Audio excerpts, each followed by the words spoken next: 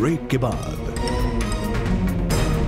पहले की दीपिका के साथ फिल्म साइन, फिर दिलवाई दीपिका को रेस 2 में री एंट्री, और अब रणबीर कपूर ने दीपिका के करियर को संवारने की जिम्मेदारी एक और बार उठा ली है। दीपिका के करियर ग्राफ को फिर से ऊपर ले जाएंगे रणबीर। दीपिका पादुकोण ने बदल दी है अपनी एजेंसी और इसकी वजह है रणबीर कपूर। सुनने में आया है कि जब रणबीर को लगा कि काफी हार्ड वर्क करने के बावजूद दीपिका को नहीं मिल रहे हैं उनके ड्यूज और नहीं हो रहा है उनकी ब्रांड वैल्यू में इजाफा, तो उन्होंने चेंज करवा ली दीपिका की एजेंसी।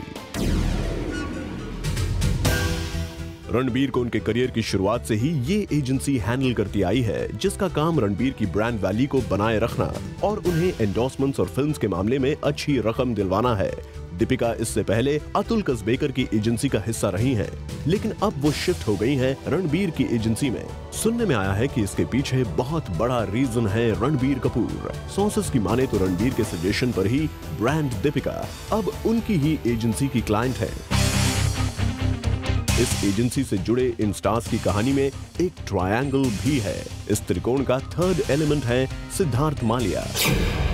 कुछ ही दिनों पहले सिद्धार्थ मालिया ने भी अपना अकाउंट संभालने के लिए रणबीर की ही एजेंसी को चुना। रणबीर के सजेशन पे दीपिका शिफ्ट हुई और दीपिका की देखा देखी उनके क्लोज बडी रह चुके सिद्धार्थ मालिया भी, यानी अब सिद्धार्थ का ब्रांड भी रणबीर दीपिका को साइन कर चुकी एजेंसी ही संवारेगी। वैसे सिद्धार्थ तो दीपिका से अपने रिश्ते को जूम पर सिर्फ एक फ्रेंडशिप बताकर क्लियर कर चुके हैं।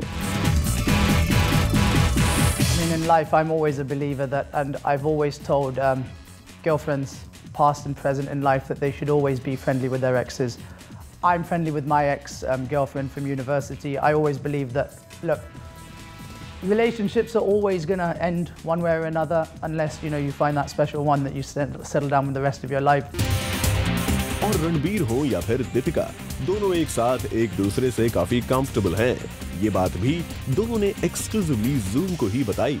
I was very openly dating Deepika and I spoke about it, but I've been single ever since we broke up, and that's about it. I've always known Ayan and Ranbir and Karan on a personal level, and yes, I do know Ayan's making a film. I do know that Ranbir is the male lead. Yeah. But beyond that, I don't know. So I don't think I can comment on that right now. Okay, how comfortable will you be working with Ranbir now? I think as comfortable as I was working with him 3 years ago. Deepika has liked the film individually, I've liked the film individually. Yes, me and Deepika come with a lot of baggage, because of our past relationship and how much it has been reported. But I think that's our job as actors, to work that hard on a movie, on these characters. लेकिन जिस तरह से रणबीर कभी film दिलाकर तो कभी agency दिलाकर अब दीपिका का ख्याल रख रहे हैं, उसे देखकर हम डर रहे हैं कि कहीं ये दोस्ती में बदल न जाए। कुणाल मांडेकर, ज़ूम, मुंबई।